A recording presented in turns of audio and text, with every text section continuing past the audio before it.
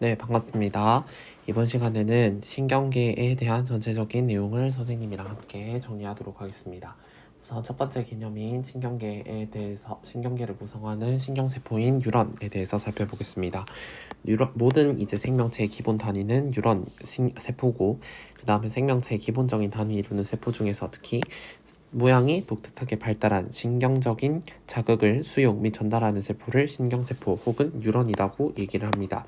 즉, 이 뉴런은 신경계를 구성하는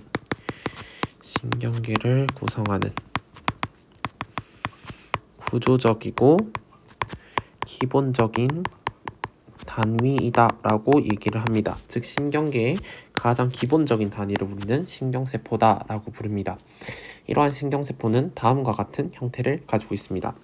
우선 여기 핵이 존재를 하고 있겠죠. 세포다 보니까 여기 이제 핵이 있고, 이 핵 부분에 뭐도 있냐면 각종 세포 소기관도 존재를 하게 됩니다. 그래서 핵과 세포 소기관이 존재하는 신경세포체가 있다라고 얘기를 합니다.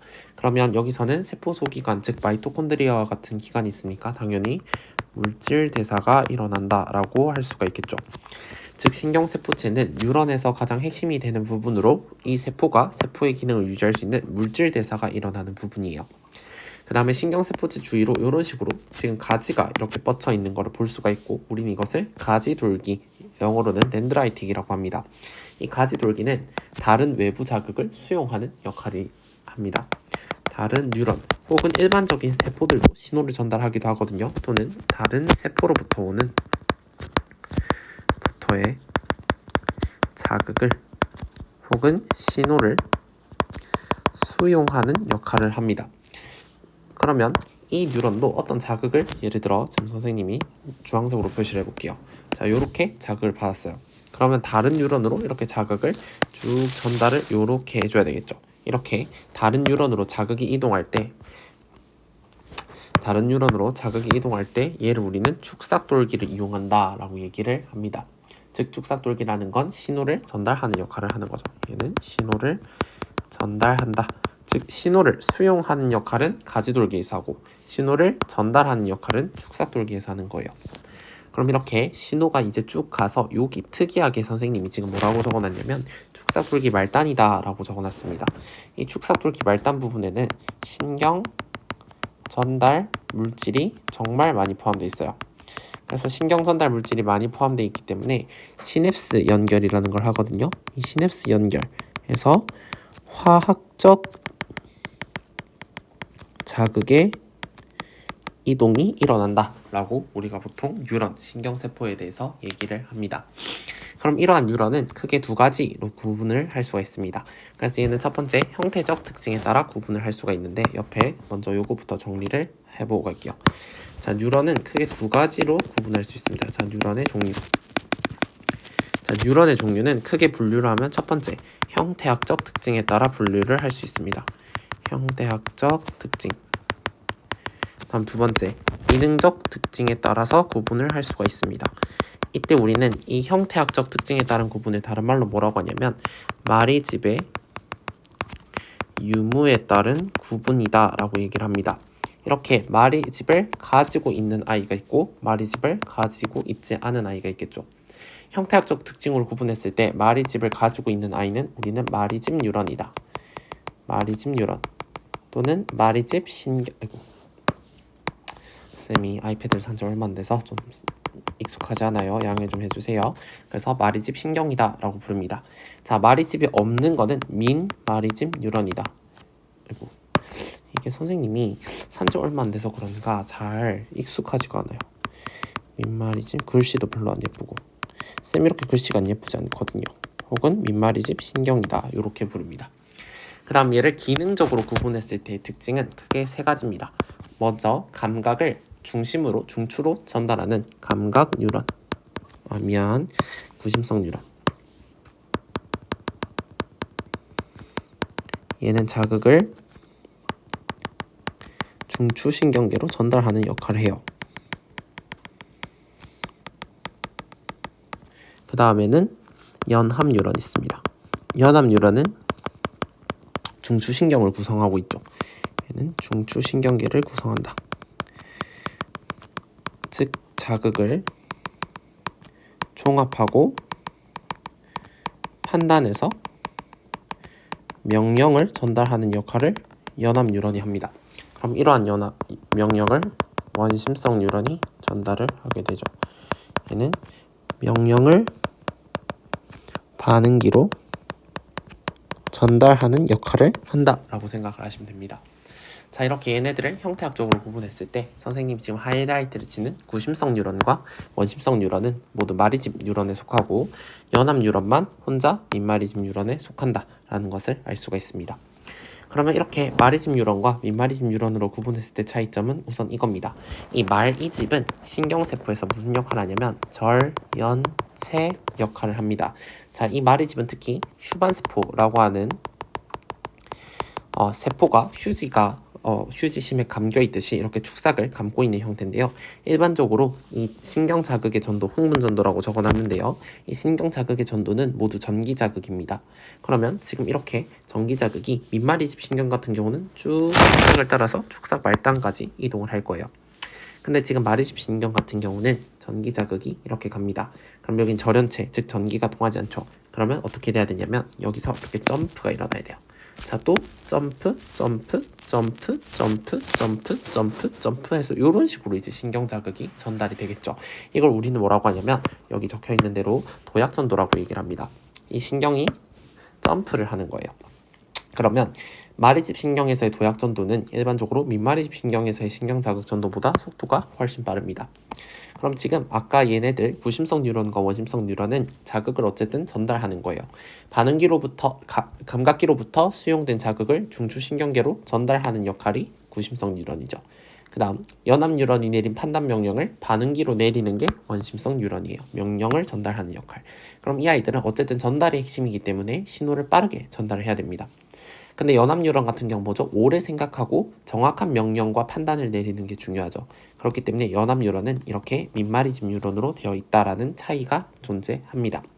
이때 마리집 뉴런에서 이렇게 그러면 마리집과 마리집 사이 중간중간에 축삭만 이렇게 노출되어 있어서 도약전도에서의 흥분이 발생하는 이 부분을 우리는 뭐라고 하냐면 생물학자 랑비에르가 찾았다고 해서 랑비에 결절이다 라고 부릅니다.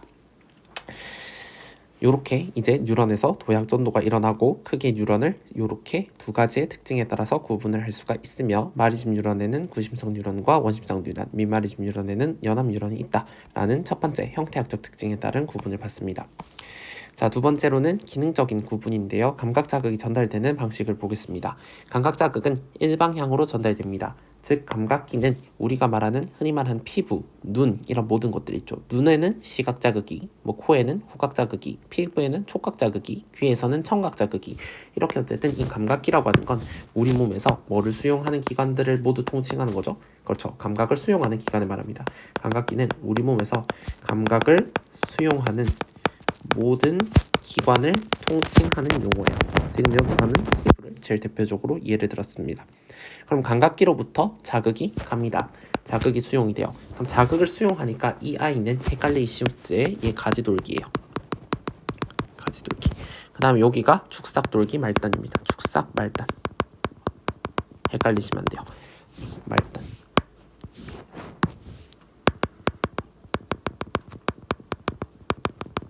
그 다음 구심성 뉴런의 하위 뉴런에는 감각 뉴런이 존재를 하고 원심성 뉴런의 하위에는 운동 뉴런이 존재한다. 이렇게 여러분들이 두 가지로 생각을 해주시면 되겠어요. 자, 그 다음에 형태학적 특징은 하나 더 있습니다. 구심성 뉴런의 신경세포체는 이렇게 축삭 중간에 독특한 형태로 발달되어 있다. 그래서 신경세포체가 축삭 중간에 있으면 이거는 바로 구심성 뉴런이다 라는 것을 여러분들이 아셔야 돼요. 자, 어쨌든 감각기에서 첫 번째 감각자극이 수용이 됐습니다. 그럼 이렇게 수용된 감각자극이 구심성 뉴런을 통해서 무슨 전도? 그렇죠. 도약 전도를 통해서 연합 뉴런으로 갑니다. 그럼 연합 뉴런에서 자극을 종합하고 판단을 하겠죠. 그러면 종합하고 판단한 정보를 팔을 굽혀라 이런 식으로 원심성 뉴런에 명령을 내리게 돼요. 그럼 원심성 뉴런은 마지막 반응기에 명령을 전달하는 요 일방향적인 요 과정으로 신호가 전달이 됩니다. 역은 성립하지 않습니다. 자, 그 다음에 하나만 더 형태학적 특징을 보면 지금 여기 연합 뉴런만 혼자 민마리집 신경이고 나머지 구심성 뉴런과 원심성 뉴런은 모두 마리집 뉴런이라는 것을 알 수가 있네요. 자, 그 다음은 신경자극이 어떻게 발생하는지에 대해서 살펴보도록 하겠습니다. 자, 신경자극의 발생을 살펴보기 전에 우리는 먼저 이 통로의 개념에 대해서 선생님이 조금 정리를 하고 갈게요. 자, 통로. 자, 이 신경세포도 지금 뉴런도 형태가 독특할 뿐이지 세포기 때문에 인지질 이중층 구조에 막단백질이 끼어 있어요. 그럼 이 통로 단백질이라고 하는 건 전부 다 뭐냐면 인지질 이중층에 끼어 있는 막단백질들을 얘기를 하는 겁니다. 이까지는 이해가 되셨죠? 자, 막단백질인데 자, 여기 얘를 선생님이 지금 세포막이라고 생각을 해볼게요. 자, 세포막을 기준으로 여기는 세포 밖이 되겠고 여기는 세포 안이 되겠어요. 이렇게 세포막을 기준으로 세포 안과 밖이 구분이 되어 있습니다. 자, 우선 첫 번째는 무슨 통로가 있냐면 나트륨 이온이 다닐 수 있는 나트륨 이온 통로가 존재를 해요. 자, 그 다음에는 또 뭐가 있냐면 칼륨 이온이 다닐 수 있는 칼륨 이온 통로가 있습니다. 자, 이 두 개는 모두 이온 통로죠. 나트륨 이온과 칼륨이 다니는 이온 통로입니다. 자, 이러한 이온 통로는 생체에서의 에너지 화폐 수단인 ATP라고 하거든요. ATP를 소모하지 않습니다. 즉 얘는 추가적인 에너지의 소모가 존재하지 않는다라고 여러분들이 생각을 하셔야 돼요. 여기까지는 아셨죠? 그럼 얘는 분자들이 자발적인 이동에 의해서 일어나는 거예요. 즉 자발적인 이동에 의해 일어납니다. 그래서 이러한 이동 방식 우리는 뭐라고 하냐면 확산에 따른 이동 방식이다 라고 통합과학에서 얘기를 했죠. 그럼 결국 확산에 따라 이동하기 때문에 농도가 많은 고농도로부터 농도가 작은 저농도로 이동을 하게 됩니다. 그 다음에는 독특한 주황색으로 표시할게요. 자, 독특한 통로가 하나 있어요. 자, 얘를 우리는 나트륨 이온, 칼륨 이온 펌프다 라고 얘기를 합니다. 나트륨 칼륨 이온 펌프는 얘는 얘와는 조금 차이가 있으니까 쌤이 따로 얘기를 했겠죠. 자, 이 나트륨 칼륨 이온 펌프는 이온 통로이긴 하지만 ATP를 소모하는 통로입니다. 그래서 우리가 이러한 수송을 무슨 수송이라고 하냐면 능동 수송이다 라고 얘기를 해요. 그럼 지금 이온 통로, 즉 ATP를 소모하지 않는데 수송을 하죠. 그래서 이러한 수동은 우리는 수동 수송이다 라고 얘기를 합니다. 그럼 ATP를 소모한다라는 것은 추가적인 이동에 추가적인 에너지 소모가 존재한다라는 뜻이에요. 그 다음에 이 나트륨 칼륨 펌프는 사실 이 이온에서 굉장히 중요한 역할을 담당하는 아이예요. 자, 이 나트륨 칼륨 펌프의 가장 중요한 핵심적인 역할은 뭐냐면 농도 불균형 혹은 우리가 뭐라고 하냐면 농도 기울기라고 얘기하거든요. 이러한 농도 기울기를 형성하는 데 가장 큰 역할을 합니다. 자, 무슨 소리냐면 항상 이거는 여러분들이 뭐 전공을 하면 배우실 텐데요. 자, 항상 우린 지금 나트륨 이온과 칼륨 이온을 볼 텐데 나트륨 이온의 농도는 세포 밖이 세포 안보다 항상 많습니다. 외워주셔야 돼요. 근데 칼륨 이온은 역전이에요. 칼륨 이온은 세포 밖보다는 세포 안에서의 농도가 훨씬 더 높아요. 그럼 얘는 추가적인 에너지 소모가 존재한다라는 건 자발적인 이동이 아니죠. 즉 얘는 무슨 소리냐면 농도 기울기에 역행합니다. 자, 그럼 일반적으로 나트륨은 세포 밖에 안보다 많기 때문에 밖에서 안으로 들어오는 게 일반적이에요. 근데 얘는 그걸 못하게 ATP를 쓰는 거죠. 그래서 오히려 세포 안에 있는 나트륨은 밖으로 빼냅니다. 몇 개를 빼내냐면 나트륨 3개를 밖으로 빼내요. 그 다음에 칼륨은 오히려 이렇게 안으로 가지고 들어옵니다. 그래서 2개의 칼륨을 가지고 들어오죠. 그럼 세포 안은 3개의 나트륨이 점점점 빠져 있고 세포 밖은 칼륨이 점점점 빠져요. 2개. 근데 결론적으로 보면 세포 안이 손해죠. 왜냐하면 1가짜리 3개 주고 2개 받아오는 거잖아요. 그죠? 그래서 세포 안은 밖보다 항상 상대적인 음전하를 띱니다. 즉 이것도 정리를 할 수 있어요. 세포 안은 밖보다 항상 상대적인 음전하를 띠고 있어요. 자, 왜냐하면 첫 번째 방금 본 나트륨 이온, 칼륨 이온 펌프가 농도 기울기를 형성하기 때문이에요. 어떤 식으로? 2개의 칼륨은 안으로 가지고 들어오고 3개의 나트륨은 밖으로 빼내기 때문에 상대적인 음전하가 형성될 수밖에 없죠. 그 다음 두 번째는 뭐냐면 이온 통로에 있습니다. 자, 이 나트륨 이온 통로는 평상시에 모두 닫혀 있어요. 가만히 두면 얘는 모두 닫혀 있습니다. 근데 칼륨 이온 통로는 100개 중에 1개꼴로 일부 열려 있어요. 그래서 이 칼륨 통로를 우리는 뭐라고 하냐면 리키 채널이다라고 생물학적으로 얘기합니다. 줄줄 샌다라는 거죠. 즉 일부 열려 있는 칼륨 이온 통로를 통해, 그럼 생각해 보세요. 칼륨은 세포 안이 많죠. 그러니까 칼륨이 일부 열려 있어서 안 그래도 세포 안의 양이온수가 작은데 더 많이 나가는 거예요. 그럼 세포 안의 양이온수는 작아지겠죠. 그래서 칼륨 통로를 통해 이 뭐예요? 칼륨 통로를 통해 뭐가 유출된다? 칼륨 이온이 유출된다라는 이유가 있어요. 마지막 세 번째 이유는 또 어떤 이유가 존재할 수가 있냐면, 이 세포 내에 있는 분자들이 보통은 음이온 분자든지 보통은 마이너스 전하를 띠고 있습니다. 그래서 이거를 세포 내부의 생체 거대 분자들이 세포 내부의 생체 거대 분자의 대부분이 무슨 전하를 띠고 있다? 음전하를 띠고 있기 때문에 세포 안이 항상 상대적인 음전합니다. 그럼 이렇게 세포가 가만히 있는 상태를 우리는 붕극 상태다 혹은 쉬고 있는 상태다 해서 휴지기라고 말을 하죠.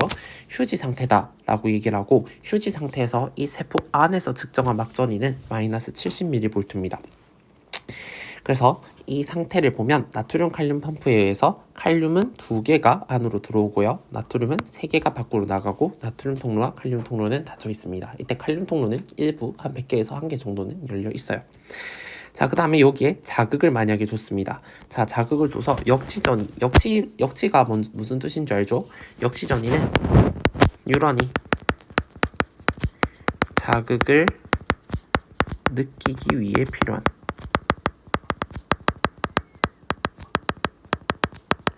최소값의 전위를 의미합니다. 그러면 어쨌든 뉴런이 자극을 열려요. 그러면 가만히 있었던 나트륨 통로가 열립니다. 그럼 여러분들, 이거 좀 더러운 예시긴 한데, 나트륨 통로가 열리면 어떤 일이 생긴다 보시면 되냐면, 여러분들이 오랫동안 오줌을 참았어요. 싸면 어떻게 돼요? 확 나오죠? 그것처럼 나트륨이 확 이렇게 물밀듯이 안으로 들어와요. 왜냐하면 나트륨은 항상 세포 밖의 압보다 높기 때문에. 근데 이럼에도 불구하고, 이때에도 불구하고 나트륨은 밖이 안보다는 항상 높습니다. 그러면 갑자기 양전하 이온이 많이 들어오기 때문에 세포 안이 플러스가 됩니다. 그러면 이때 보통 플러스 35나 플러스 30으로 많이 주거든요. 플러스 30 값까지 막전위가 상승하는데, 그래서 이때 35mV에서 마이너스 70mV까지 이 크기를 우리는 활동전위다 라고 얘기를 합니다. 자, 그럼 활동전위가 이제 발생했어요. 그럼 이제 다시 원상태로 돌려야 되겠죠. 그럼 나트륨 통로는 닫고 칼륨 통로를 엽니다. 그러면 나트륨 통로는 닫혔고 칼륨 이온이 이렇게 밖으로 지속적으로 유출이 되겠죠. 이때도 칼륨 이온은 항상 안이 밖보다 많아요. 그러면 값이 쭉 떨어져요. 근데 칼륨 채널은 조금 늦거든요. 그래서 여기 마이너스 80mV에 해당하는 무슨 분극까지 가냐면 과분극 지점까지 갔다가 다시 정상 상태로 돌아가는 재분극이 되게 됩니다. 그래서 이때 이온 투과도를 그리면 그렇습니다. 자, 여기 지금 0초일 때 자극을 줬어요. 그럼 막전위 값이 상승을 하겠죠. 그럼 막전위 값은 왜 상승합니까? 나트륨 이온 통로가 열리면서 나트륨 이온의 막 투과도가 증가하게 되죠. 그래서 나트륨 이온의 막 투과도가 증가해서 나트륨 이온이 지금 여기서 보는 것처럼 나트륨 이온이 쭉 들어와요. 그러면 이 세포 안이 상대적인 양전화가 되겠죠. 그래서 이 값이 막전위 값이 얼마만큼 상승하냐면 플러스 35mV까지 상승합니다. 자, 그러면 이제 충분히 신경 자극이 인지했어. 그럼 이 문을 닫자라고 해야 되잖아요. 그래서 나트륨 이온의 문을 닫습니다. 그럼 나트륨 이온의 막 투과도가 떨어질 때쯤 누구의 막 투과도가 증가합니까? 칼륨 이온의 막 투과도가 증가하게 돼요. 그 다음에 이제 마이너스 70까지 다 떨어졌어, 닫아 했을 때 이제 점차 조금 느리게 반응을 해서 닫죠. 그래서 여기 과분극이 발생한다 라고 여러분들이 생각을 해주시면 되겠습니다. 그래서 결론적으로 이 탈분극이 일어나는 가장 핵심 이유는 이 나트륨 채널에 있어 나트륨 통로에 의한 나트륨 이온 때문이다 라고 여러분들이 정리를 하실 수가 있겠죠. 자, 그 다음에 신경 자극의 전달을 보겠습니다. 방금 우리는 신경 자극의 전도를 봤어요. 무슨 소리냐면 한 뉴런에서 신호가 갔을 때 이 신호가 어떤 식으로 전달되느냐를 봤습니다. 그러면 나트륨, 찰분극, 재분극, 또 옆에서 인접한 부분에서 탈분극, 재분극, 또 인접한 부분에서 탈분극, 재분극, 이 과정이 쭉 지속이 되면서 우리는 신경 자극이 전도가 되게 돼요.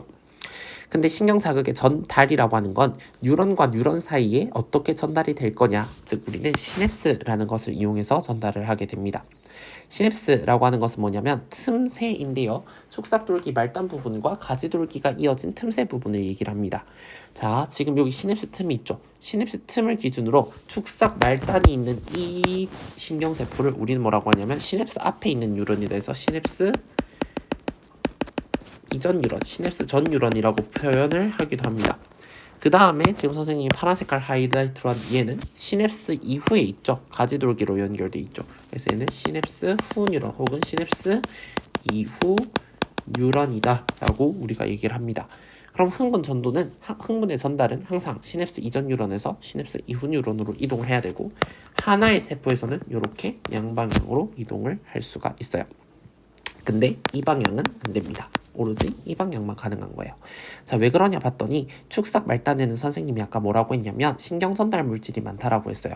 이러한 신경 전달 물질은 어디에 포함되어 있냐면 시냅스 소포에 포함되어 있습니다. 시냅스 소포에 있는 알갱이 하나하나가 각각 신경 전달 물질이다 생각을 하시면 돼요. 그러면 자극이 예를 들어 왔어요. 그럼 자극이 이까지 전달이 됐어요. 그러면 시냅스 소포가 이렇게 쭉 밀립니다. 말단 부분으로.